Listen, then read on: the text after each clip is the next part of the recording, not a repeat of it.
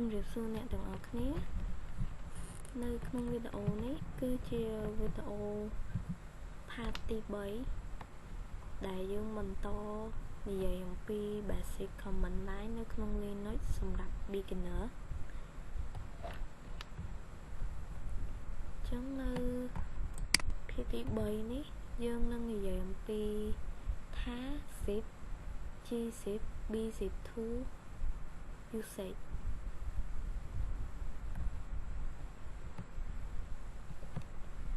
ចឹងការ archiving with ថាគឺឈ្មោះពេញហៅថា tab archive វាធ្វើការរួមបញ្ចូល file ជាច្រើន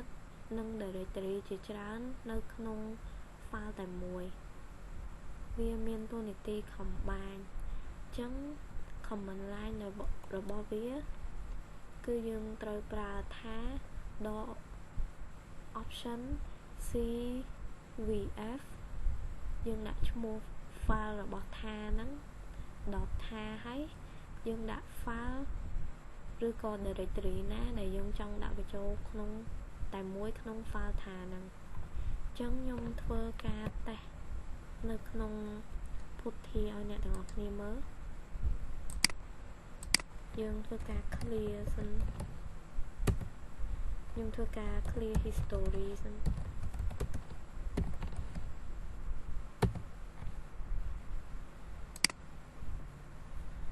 ដើម្បីបង្កើត file ថាយើងប្រើថា .cvf ឈ្មោះ file ថាហ្នឹងខ្ញុំដាក់ all my file ថាហើយដាក់ file ដែលយើងចង់ដាក់ចូលសូមឆែក file ដែលខ្ញុំមានសិនដើម្បីងាយស្រួលដាក់បញ្ចូលខ្ញុំសូមវាយម្ដងទៀតថា .cvf ឈ្មោះ file របស់ថាហ្នឹង all my file .tar ហើយខ្ញុំដាក់ឈ្មោះ file ដែលខ្ញុំចង់ដាក់ចូលអញ្ចឹងខ្ញុំចង់ដាក់ file ឈ្មោះ dinner ហើយនឹង file ឈ្មោះ snack ហើយនឹង directory មួយខ្ញុំយក mydir មួយតបមកខ្ញុំ enter អញ្ចឹងពេលដែលវាបានហើយវា load បែបនេះអញ្ចឹងខ្ញុំចូលទៅឆែកថាខ្ញុំបានបង្កើតfile ថាបានសម្រេចអត់ខ្ញុំប្រើ ls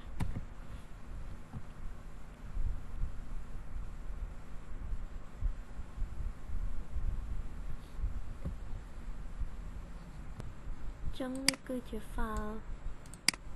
ដែលខ្ញុំ file ថាដែលខ្ញុំបង្កើតមិញចឹងបើខ្ញុំចង់មើលទំហំរបស់ file ហ្នឹងខ្ញុំប្រើ ls .l នេះគឺជា file ដែលខ្ញុំ file ថាដែលខ្ញុំទៅបង្កើតមិញទំហំរបស់វាមានប៉ុណ្ណេះគឺវារាងច្រើនណាស់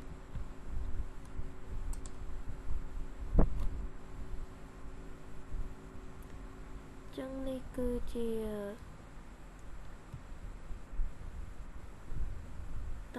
និយមន័យរបស់ option cvf C គឺបានន័យថា combine V បានន័យថា verbose information F បានន័យថា specific file name មិញយើងបានធ្វើការ combine file ចូលគ្នាប៉ុន្តែដោយសារតែ file ហ្នឹងវាមាននៅក្នុង directory ស្រាប់អញ្ចឹងបើទោះបីជាខ្ញុំ extract ទៅក៏អត់ extract ក៏វានៅក្នុង directory ពេលខ្ញុំវាយ ls ហ្នឹងក៏វានៅតែឃើញដដែលដែរអញ្ចឹងខ្ញុំចង់សាកបង្កើត file ថ្មីសិនយើងប្រើ touch ក៏បាន touch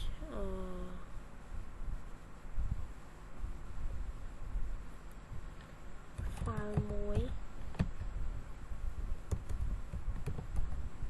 file 2 mkdir my file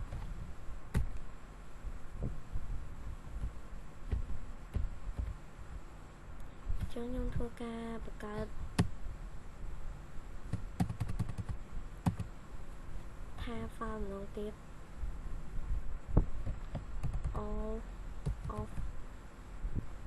file dot ថាខ្ញុំដាក់ file ដែលត្រូវ combine ចូល file 1 file 2 directory ឈ្មោះ my file មាន s ហើយ enter ចឹងខ្ញុំទៅបើកមើល os.l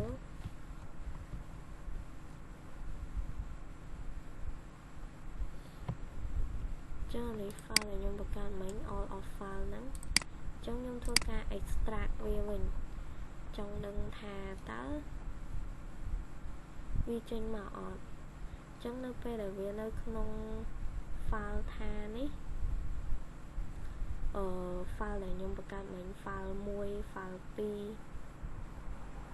my file ហ្នឹង directory my file ហ្នឹងគឺនៅតែនៅក្នុងហ្នឹងឯងចឹងខ្ញុំធ្វើការខ្ញុំសាកលុប file 1 file 2 ហើយនឹង my file directory my file ហ្នឹងចេញដើម្បីយើង extend file ថាហ្នឹងថាតើវាចេញអត់ om file 1 file 2 om dot o my file ចឹងខ្ញុំទៅបើក ls ម្ដងទៀត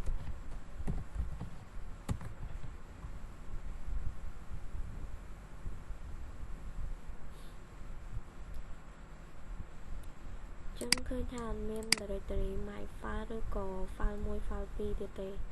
ចឹងខ្ញុំទៅធ្វើការ extract ចេញពី file ថាដែលខ្ញុំបង្កើតដើម្បី combine file 3 ហ្នឹងមិញដើម្បី extract យើងប្រើថា .hvf ឈ្មោះ file ថាហ្នឹង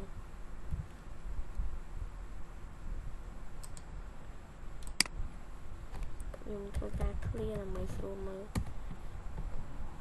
ថា option hvf ឈ្មោះ file ថាមិញឈ្មោះ all of file .tar ចឹងខ្ញុំទៅបើក ls.l វិញថាតើវា extract ចេញអត់នេះគឺវាចេញមកហើយមិញខ្ញុំ delete file 1 file 2 ហើយនឹង my file directory my file ចេញហើយប៉ុន្តែនៅពេលខ្ញុំ extract ចេញពី all of file .tar វិញចឹងវាចេញមកវិញហើយចឹងឥឡូវយើងចូលទៅកាន់ចំណុចបន្ទាប់គឺការ compression ជាមួយនឹង zip ម្ដងzip មានតួនាទី compress ហើយនឹង archive ដែរចឹងដើម្បី compress យើងប្រើ command zip.o ឈ្មោះ file zip ហើយនឹង file និង directory ដែលយើងចង់បញ្ចូលហ្នឹងចឹងខ្ញុំធ្វើការតេស្ត zip.o ដាក់ឈ្មោះ zip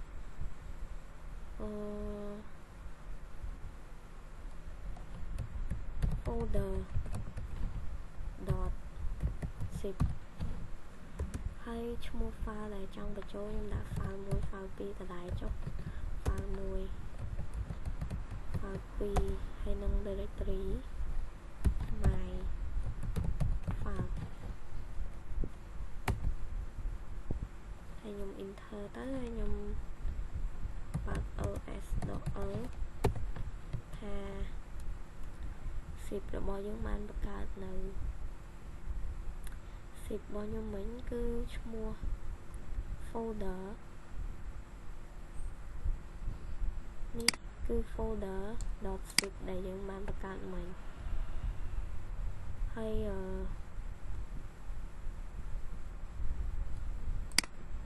នេះគឺជាទំហំរបស់ zip ដោយសារតែ file 3ហ្នឹង store តែ 0% អញ្ចឹងធ្វើឲ្យ memory ដែល store ហ្នឹងគឺរៀងតិចដែរ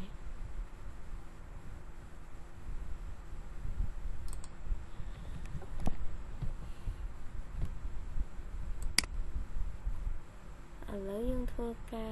រ uncompress វាវិញយើងអាចដាក់ថា unzip ហើយឈ្មោះ zip ហ្នឹង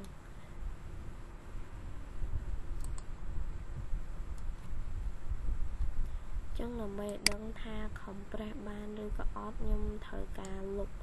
file 1 file 2ហើយនឹង my directory my file ហ្នឹង om file 1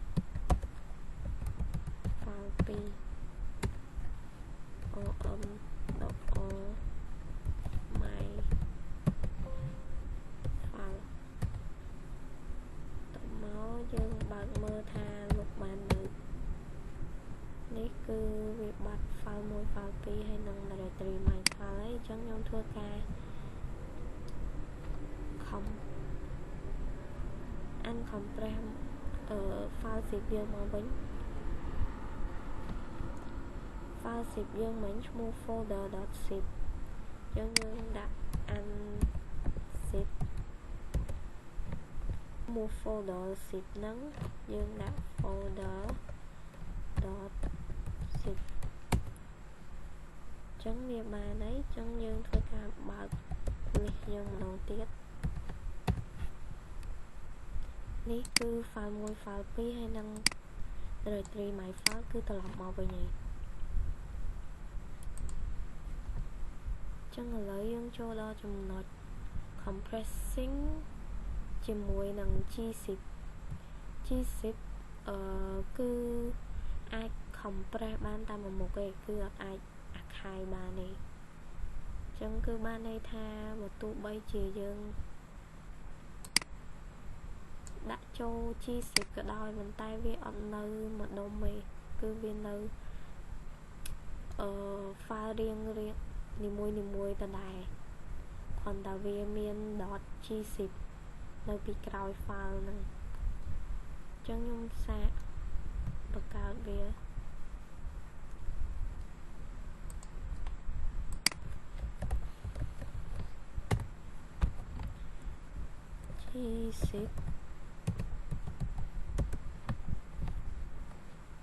gzip.all ឈ្មោះ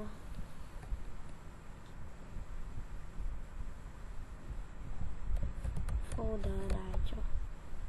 folder gzip សុំទោសខ្ញុំច្រឡំយើងដាក់តែឈ្មោះ file ដែលយើងចង់ compress ឯងដាក់ file 1 file 2 directory my file ហើយយើងធ្វើការបើកមើល ls.l ចឹង file 1 file 2របស់យើងត្រូវបាន compress ទៅជា file 1.gf file 2.gf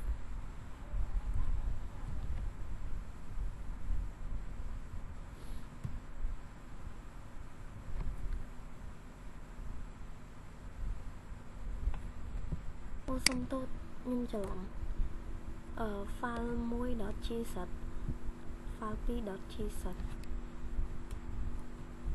ប៉ុន្តែយើងឃើញថាវាអត់បានចូលគ្នាទេវាអត់បានអាខាយទេប៉ុន្តែ memory ដែលវាប្រើគឺតិចមែនតើតិចជាងថារបស់យើងគឺចំណាយច្រើនណាស់ដោយសារវាទាំង compress ផងទាំងអាខាយផង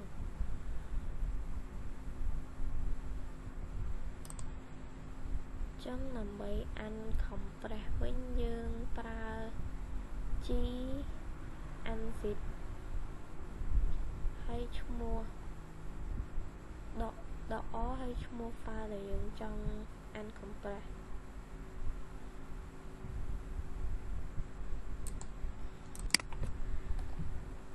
g unzip ដក file 1 file 2 my file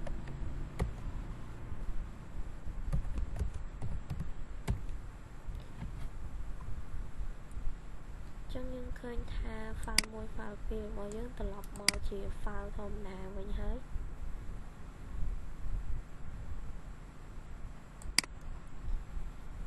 ចឹងយើងចូលទៅកាន់ចំណុចបន្ទាប់ compression ជាមួយ bz2 bz2 គឺដូចទៅនឹងgzip ដែរ bzip ដូចទៅនឹង gzip ដែរដោយវាអាចតែ compression ទេគឺអត់អាចអាខាយបានទេហើយវាអាច compress បានដែរជាមួយនឹង file ទេ directory គឺអត់អាច compress បានទេចឹងដើម្បី compress វាយើងប្រើ bzip ឈ្មោះ file ហ្នឹងចូលទៅ clear វាសិន bzip file 1 file 2ខ្ញុំសាកដាក់ឈ្មោះ directory ចង់ដឹងថាវា error អត់ my file ចឹងនេះគឺវាអាចប្រើជាមួយ directory បានទេចឹងវា load មកថា error នេះ input file my file is a directory ចឹងដើម្បីឲ្យប្រើបានយើងលុប directory ចោល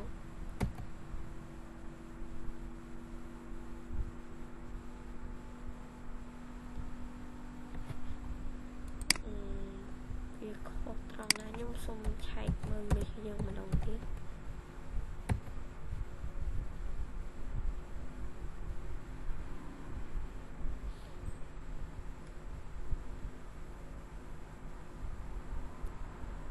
ដោយសារ file 1 file 2របស់យើងអត់មាន .txt ទេអញ្ចឹងខ្ញុំសូមបង្កើតវាម្ដងទៀតមកចុះ file 1 file 2 file 3ហើយយើងធ្វើការបង្កើត bzip ម្ដងទៀតយើងបន្ថែម file 3មួយទៀតចុះ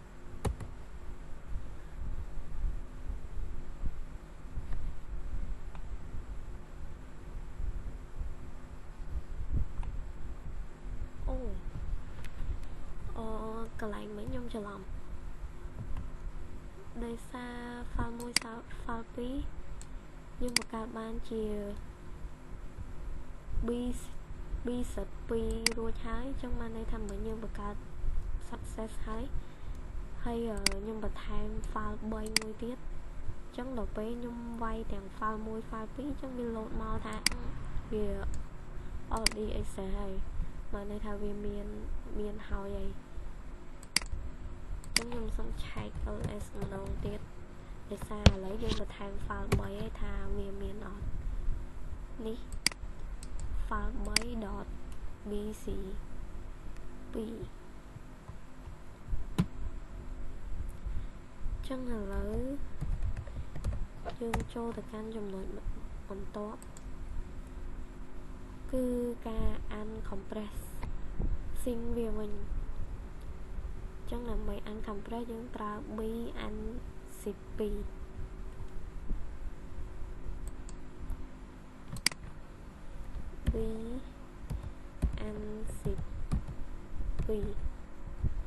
ហើយឈ្មោះ file ដែលយើងចង់ unzip file 1 file 2 file 3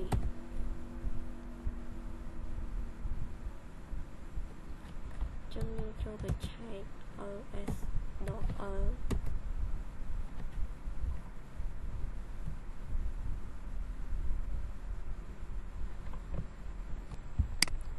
ខ្ញុំសុំទោសដោយសារ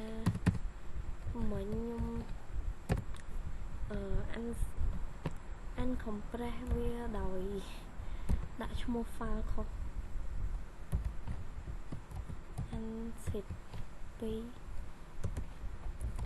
file 1 .txt .b ចឹងដោយសារមកខ្ញុំបង្កើត file ដោយភ្លេចដាក់ .txt ចឹងវាធ្វើឲ្យយើងទៅសេ comment ខុសចឹងខ្ញុំសូមបង្កើតម្ដងទៀតហើយដាក់វាចូល B12 ម្ដងទៀត file 1 .txt file 2 .txt file 3ចឹងមកហើយយើងឆែកក្នុង ls.l ចឹងយើងឃើញថា file 1 .txt អាច compress ទៅ bc2 ហើយចឹងយើងធ្វើការ uncompress វាវិញដោយប្រើ bn12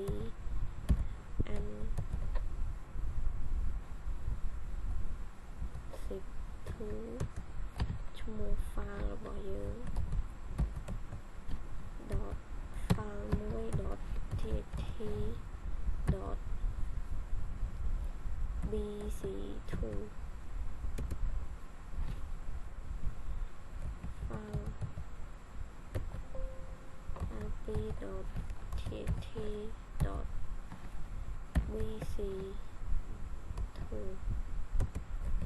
file 3 .txt .bc2 ចឹងយើងទៅឆែក ls មកនឹងយើងឃើញថាវាត្រឡប់មកជា file txt ធម្មតាវិញហើយចឹងខ្ញុំធ្វើការ clear វាចោលយើងចូលទៅកាន់ចំណុចបន្ទាប់នៅក្នុង slide របស់យើងគឺការប្រើថាជាមួយ bc2 ដោយសារ bc2 អាចតែ compress ប៉ុន្តែថាអាច combine វាចូលទៀតអញ្ចឹងយើងប្រើ bc2 ដើម្បី compress ហើយប្រើថាដើម្បី combine file bc2 អញ្ចឹងទៅវាធ្វើឲ្យវាប្រើ memory តូចចឹងយើងប្រើ command ថាដដែលហើយបន្ទាប់មកយើងប្រើ bc2 ដើម្បី compress file ថានឹង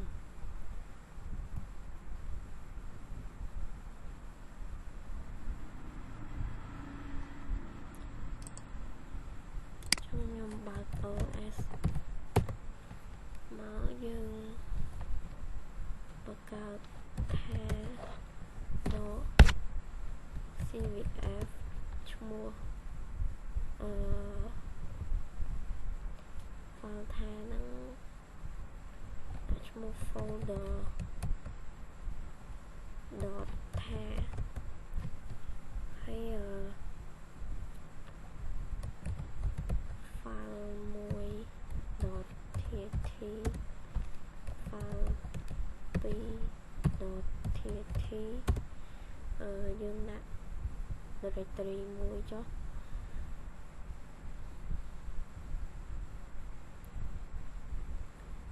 ខ្ញុំយក dir my dir 1 ហើយ enter ហើយបន្ទាប់មកយើងធ្វើការ compress ជាមួយ b-zip2 យើងប្រើ b-zip2 ហើយឈ្មោះ file ថានឹងមក b-zip2 file ថាមិញយើងដាក់ឈ្មោះ folder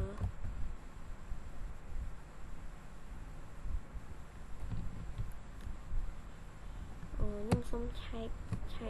ls សិនដើម្បីឲ្យប្រកបថាយើងបង្កើត file ថាមិញចេញនៅនេះ folder ថានេះគឺចេញហើយអញ្ចឹងយើងធ្វើការ compress ជាមួយ b-zip2 ឈ្មោះ folder ថានេះគឺជា memory ដែលប្រើនៅក្នុង file ថាអញ្ចឹងនៅពេលដែលយើង compress ជាមួយ b-zip2 យើងទៅមើលថាវាប្រើអស់ memory ប៉ុណ្ណានេះ folder .tha.bc2 នេះប្រើ memory អស់តែ515 មេតែដល់ពេលនៅក្នុង file ថាវាប្រើអស់ឡើង1240 អញ្ចឹងបើយើងប្រើថាបូកជាមួយ b-zip2 គឺចំណេញជាង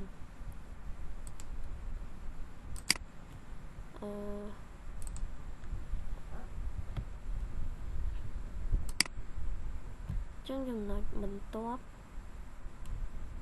គឺយើងប្រើថាឲ្យ compress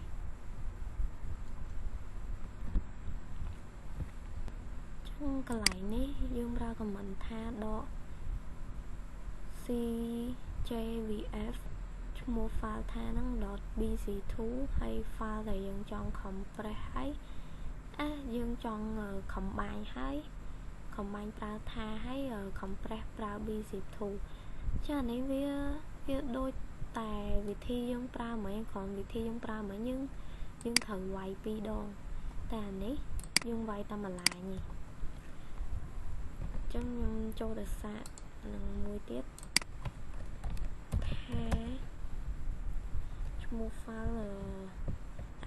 all folders .tha .bc2 file 1 .txt file 2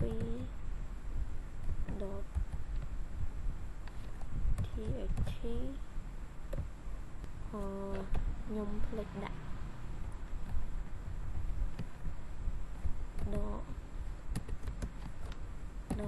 .cjvf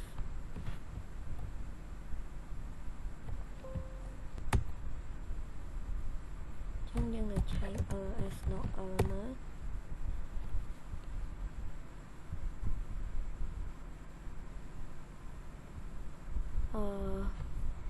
ះ file ដែលយើងបង្កើតមិញ all folder .tha .bc2 ឃើញថាវាប្រើ memory អស់តិចមែនតើបើប្រៀបធៀបទៅជាមួយ file ថាពីខាងក្រោមនេះចុងវិធីនេះហើយនឹងវិធីមុនហ្នឹងគឺដូចតែគ្នាទេគ្រាន់តែមួយប្រើ2 line មួយប្រើតែ1 line បើយើងចង់ extract ប្រើ b-zip2 យើងប្រើថា .hjvf ឈ្មោះ file ហ្នឹងមិញទៅដោយសារ file មិញហ្នឹងយើង compress មួយ file 1 file 2 អញ្ចឹងខ្ញុំត្រូវការទៅលុប file 1 file 2 ហ្នឹងហើយចាំ extract មកវិញខ្ញុំទៅលុប file 1 file 2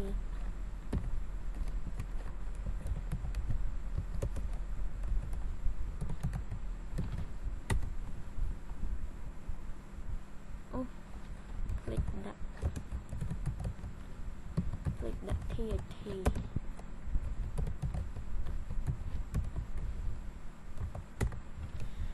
តបមកយើង extract វាយើងប្រើ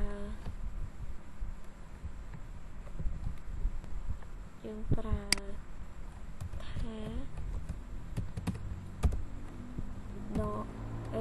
.hjvf ហើយឈ្មោះ file មួយហ្នឹង all folders .tha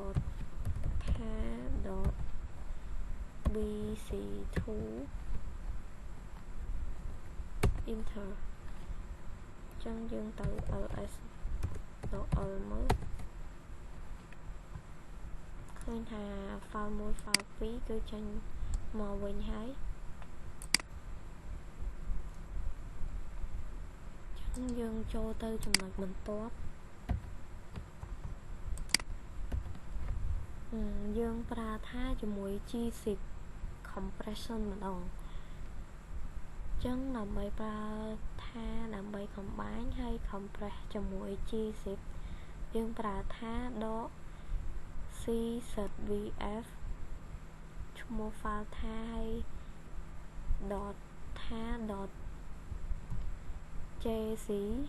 ហើយ file ដែលយើងចង់ combine ហើយ compress ហ្នឹងចឹងយើងចូលទៅ test មើលថា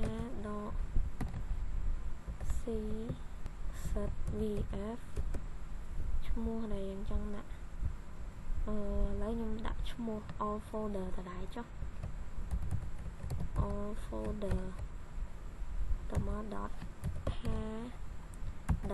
.jz ហើយយើង combine file ដែលយើងចង់ដាក់ file 1 file 2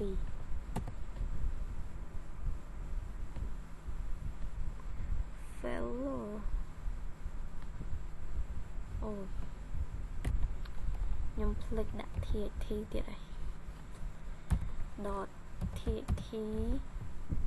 ចឹងបើយើងដាក់ឈ្មោះ file ខុសក៏វា error ដែរខ្ញុំ enter ម្ដងទៀតចឹងវាបានហើយចឹងខ្ញុំធ្វើការបើក ls នេះគឺជា file ដែលយើងធ្វើការ combine ហើយ compress ជាមួយថាហើយនឹង G-zip ឃើញថាវាប្រើ memory អស់ទូជាងប្រើជាមួយ bc2 ទៀត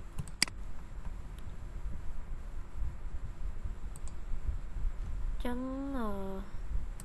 ចំណុចបន្ទាប់យើងធ្វើការ extract វាម្ដងដោយប្រើថា .xcvf ហើយឈ្មោះ file ហ្នឹងចឹងដើម្បីឲ្យដឹងថាវា extract បានអត់យើងធ្វើការ remove file 1 .txt file 2 .txt ហើយយើង extract វាមកវិញ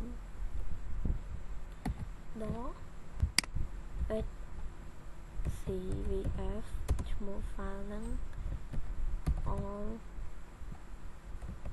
folder .tha .gc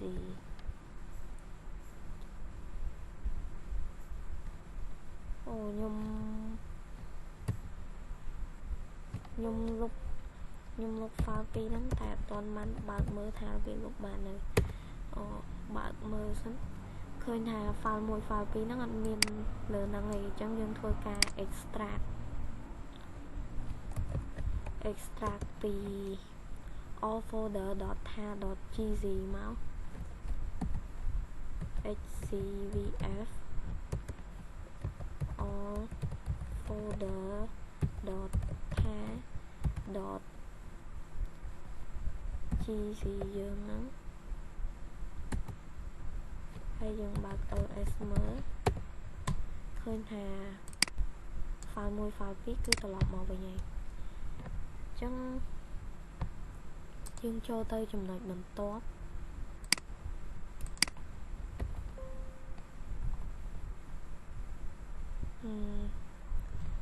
ចឹងpart ទី3របស់យើងគឺចប់ត្រឹមនេះហើយ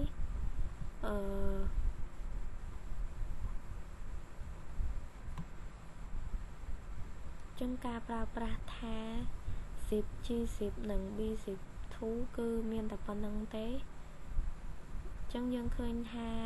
របៀបដែលចំណេញជាងគេគឺការប្រើថាជាមួយ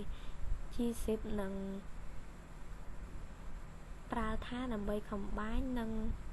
យើងប្រើ g-zip ដើម្បី compress ឬក៏មួយទៀតយើងអាចប្រើថាដើម្បី combine យើងប្រើ b-zip 2ដើម្បី compress ចឹងវាប្រើ memory ផ្ទុកតិចជាងចឹងក្នុង part ទី3នេះខ្ញុំមានតែប៉ុណ្្នឹងទេអរគុណអ្នកទាំងអស់គ្នាដែលចូលរួមមើលវីដេអូនេះជម្រាបលា